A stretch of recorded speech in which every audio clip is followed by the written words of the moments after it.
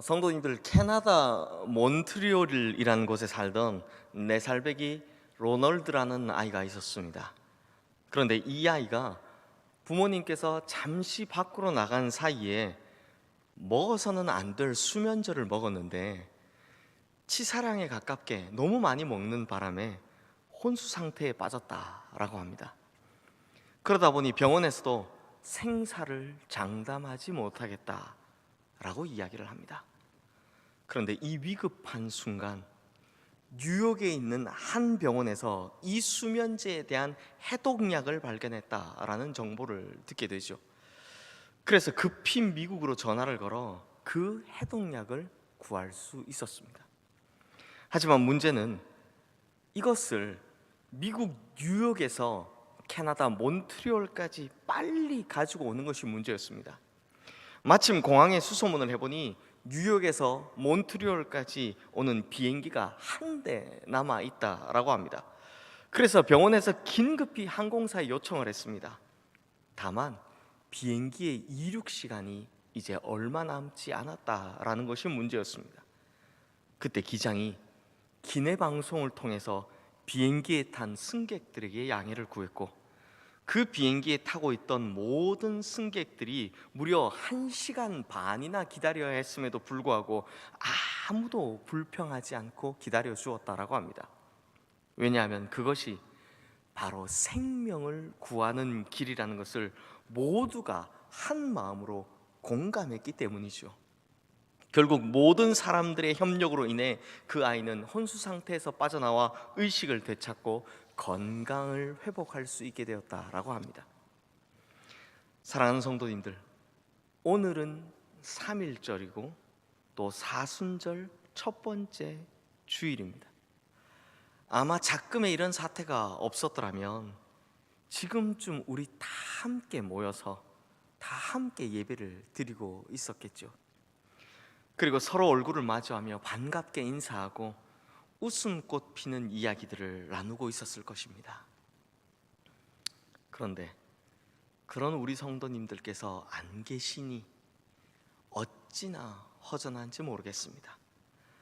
지금 이렇게 설교를 촬영하고 있지만 이렇게 큰 예배당이 텅텅 비어 있다는 것에 적응이 안 되는 것은 물론이고, 우리 성도님들의 그 모습이 너무나도 그립습니다. 그럼에도 불구하고 교회의 역사상 처음으로 이렇게 문을 닫을 수밖에 없을 정도의 위기가 닥쳤습니다. 이 결정을 하게 됐을 때 저는 너무 마음이 무겁고 힘들었습니다. 마치 하나님과 교회 앞에 큰 죄인이 된 기분이었습니다. 그렇지만 이 결정이 우리 성도님들의 안위와 우리 교회의 미래를 위해서 가장 잘한 결정이 될 것이라 믿습니다. 제가 오히려 주저할 때 이런 결정을 내릴 수 있도록 힘을 주신 우리 당의 장로님들, 또 지지해 주신 재직회 부서장님들과 기관장님들, 또 많은 성도님들께 감사의 말씀을 올립니다. 중요한 것은 이런 위기에 대해 우리가 어떻게 해야 하는가인데, 앞서 말씀드린 예화처럼 모두 자신의 것을 조금씩 손해보게 될지라도 생명을 구하는 일을 위해서 하나의 마음을 품은 것처럼 이렇게 생명의 위협을 받는 이 위기의 순간에 우리 모두가 한 마음이 되어 이 모든 것들을 잘 넘기는 것이 가장 아름다운 결과를 만들어내는 것이라 믿습니다. 또한 우리는 그리스도인들이니 그리스도인들답게 우리의 안위만을 위해서가 아니라 고통받는 모든 사람들을 위해서 기도할 수 있게 되기를 바랍니다. 우리 성도님들께서 안 계시다 보니 제가 너무 슬프게 이야기한 것만 같은데요, 잠시 다른 이야기를 좀 하자면, 어느 목사님께서 제게 보내신 글 중에 간단한 코로나 예방법이라는 글이 있었습니다.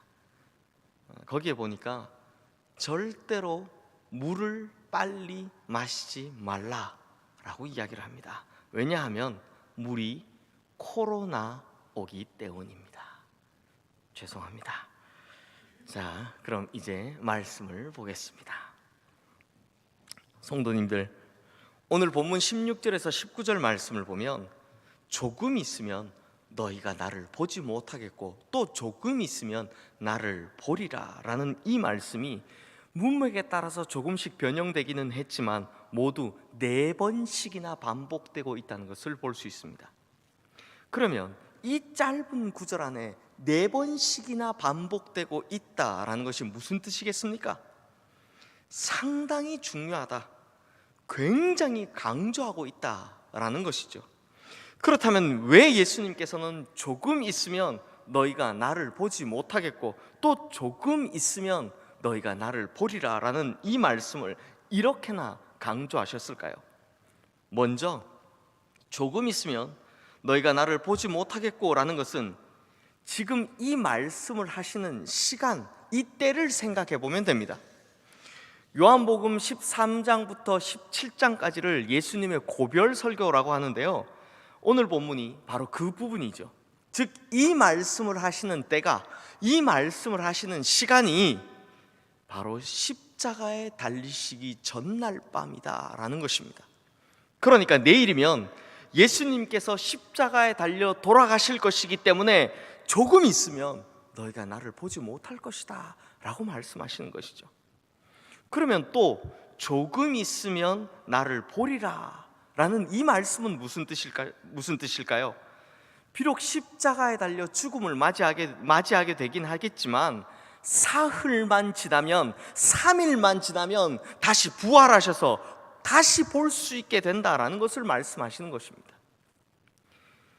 이렇게 이 말씀을 간단하게 해석할 수 있는 것처럼 보이는데요, 그런데 성도님들, 이 말씀을 원어로 보면 그 안에는 완전히 다른 뜻이 담겨져 있다라는 것을 알게 됩니다. 왜냐하면 앞뒤에 나온 보다라는 이 단어가 우리말 성경에는 그저 보다라는 같은 말로 번역되어 있지만 헬라어 원어로는 완전히 다른 단어로 쓰여져 있기 때문입니다. 먼저 조금 있으면 너희가 나를 보지 못하겠고 해서 보다에 사용된 헬라어 동사는 데오레이테입니다. 이 단어는요, 주로 우리의 감각을 사용해서 인지하는 것을 말합니다.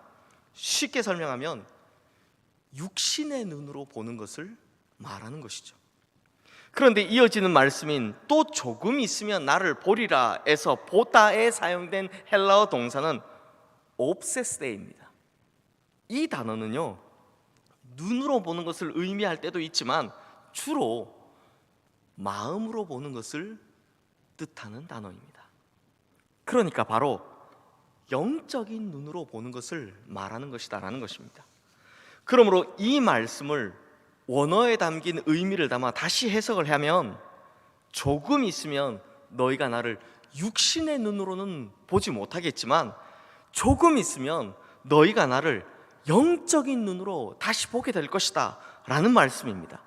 그러면 이 말씀 속에 담겨져 있는 또 다른 뜻이 무엇인가요? 예수님께서 십자가에 달려 돌아가신 후 부활을 통해 다시 만나게 되겠지만 거기서 끝이 아니라 이후 승천하신 후에도 우리에게 보내주실 보혜사 성령을 통해 영적인 눈을 열어주시면 우리가 다시 주님을 볼 수 있게 될 것이다 라는 말씀인 것입니다.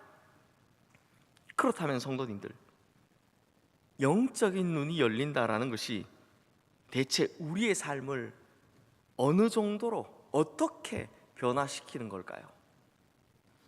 열왕기하 6장 말씀에 보면 참 재미있는 에피소드가 하나 나옵니다.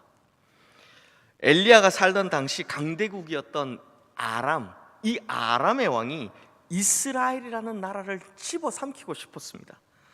그런데 꼭 이 선지자 엘리사가 아람 왕이 어디로 쳐들어올 것입니다, 아람이 어디에 진을 치고 있을 것입니다, 이런 것들을 미리 다 알려주는 바람에 이 아람 왕이 그 뜻을 이루질 못하더라는 것입니다. 그래서 아람 왕이 이 엘리사를 이대로 둬서는 안 되겠다라고 마음을 먹고 엘리사를 처단하고자 대군을 이끌고 엘리사가 있는 도단성을 포위합니다. 그리고 그날 아침 엘리사의 사환이 일어나서 주변을 살펴보니까 정말 기절초풍할 만한 일이 일어난 것입니다. 아람의 대군이 자기 집 주위를 빼곡히 에워싸고 있는 것 아니겠습니까? 혼비백산을 해가지고선 엘리사 선지자에게로 달려갑니다. 그런데 이 이야기를 들은 엘리사는 자기와는 다르게 너무나도 평온하더라는 겁니다. 어떻게 그럴 수가 있었을까요?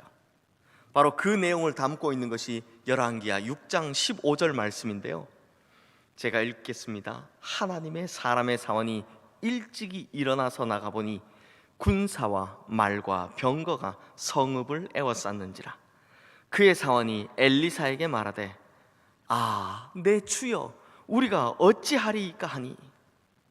성도님들, 아무리 성경에 느낌표, 마침표, 물음표 이런 것들이 없어서 감정 전달이 잘 안 된다 해도 이 정도면 마치 이제 곧 죽을지도 몰라요 라는 정도의 이런 탄식이 묻어나 있지 않습니까?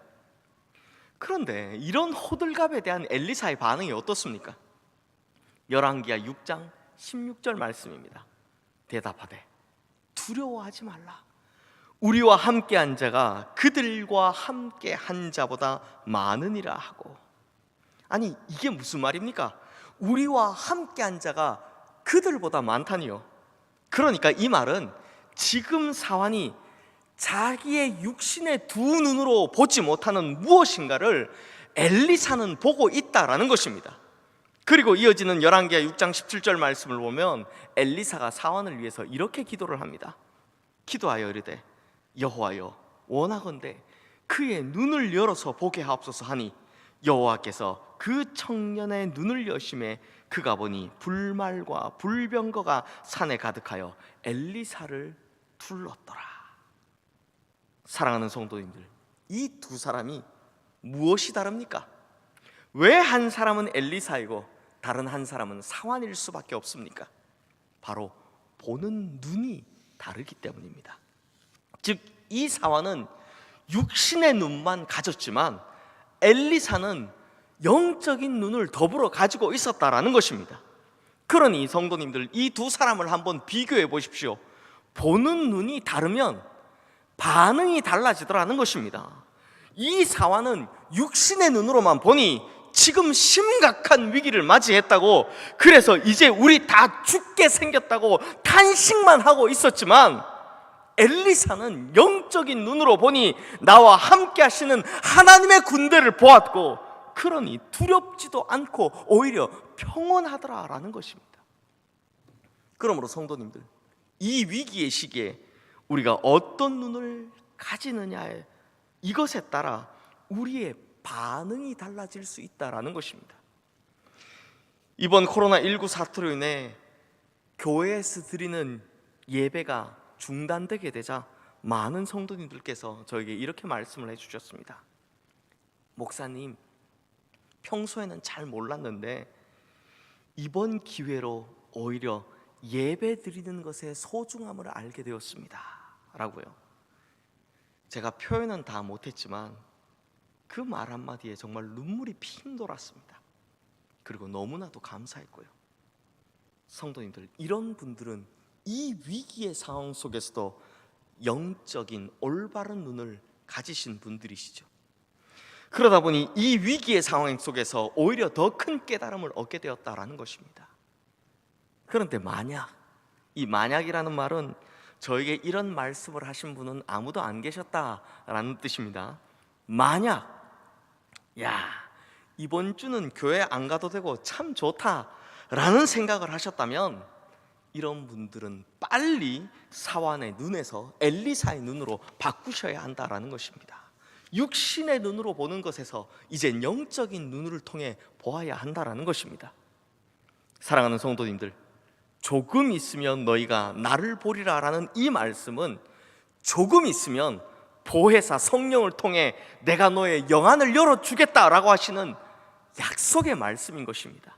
그러므로 우리 성도님들은 이 약속의 말씀대로 이제 성령님을 통해 영의 눈을 활짝 열게 되시기를 주님의 이름으로 축원합니다.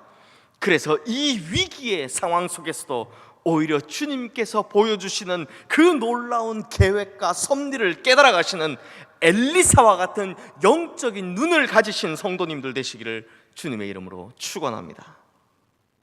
그런데 성도님들, 문제가 하나 생겼습니다. 이런 엄청난 비밀이 담겨져 있는 이 말씀. 그런데 이 말씀이 너무나 큰 비밀을 담고 있다 보니 예수님께서 하신 이 말씀을 제자들이 잘 이해를 하지를 못하더라는 것입니다. 그래서 오늘 본문 17절과 18절 말씀을 보시면 제자들이 서로 지금 예수님께서 무슨 말씀을 하시는지 도무지 모르겠다라고 말하는 장면이 나옵니다. 당시에는 영적인 눈도 없었고 깨달음도 없었던 제자들로서는 예수님의 이 말씀이 당연히 이해가 되지 않았겠죠. 그런데 성도님들, 예수님께서는 그때 이 제자들의 생각을 누구보다도 더 잘 알고 계셨습니다. 그래서 오늘 본문 19절 말씀의 앞부분을 보시면 예수께서 그 묻고자 함을 아시고 라고 합니다. 무슨 말입니까? 예수님께서는 이미 제자들의 마음속을 다 꿰뚫어 보고 계셨다라는 것입니다. 실제로 요한복음 2장 25절 말씀을 보면 예수님께서는 사람의 속에 있는 것을 다 아신다라고 합니다. 뿐만 아니라 우리가 잘 알듯 예수님은 우리의 중심을 아시는 분이 아니십니까? 그러므로 성도님들, 예수께서 그 묻고자 함을 아시고라는 이 구절 하나만으로도 우리는 큰 깨달음을 얻을 수 있습니다. 바로 우리 주님께서는 우리 마음속에서 일어나는 오만 가지 소용돌이치는 생각들을 다 아신다라는 것입니다. 또한 우리 속에서 올라오는 수많은 번민들과 의문들, 또 선택에 대해 갈등하는 것들, 이런 것들을 모를 리 없으시다라는 것입니다. 뿐만 아니라 우리 주님께서는 우리가 무엇에 강하고 무엇에 약한지 그런 우리의 체질마저도 다 아시는 분이시다라는 것입니다. 그리고 우리 주님께서는 우리의 기도 제목뿐만 아니라 남몰래 흘리는 눈물과 그 눈물 속에 담겨져 있는 의미들까지도 다 아신다라는 것입니다.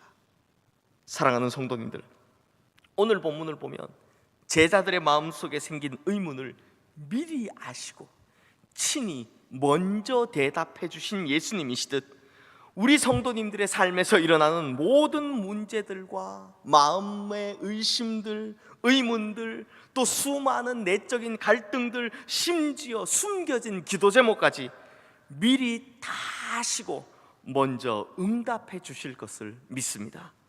그래서 이렇게 먼저 응답을 받는 선취의 축복이 우리 성도님들의 삶에 가득하시기를 주님의 이름으로 축원합니다. 사랑하는 성도님들, 오늘 설교의 제목이 조금 있으면인데요, 오늘 본문에서 조금 있으면이라는 말이 모두 몇 번이나 나오는지 아십니까? 모두 7번이나 반복됩니다. 그렇다면 왜 이렇게 많이 쓰여졌을까요? 그건 주님께서 우리에게 강조하고 또 강조하고 또 강조하고 싶으신 그런 메시지가 있기 때문입니다.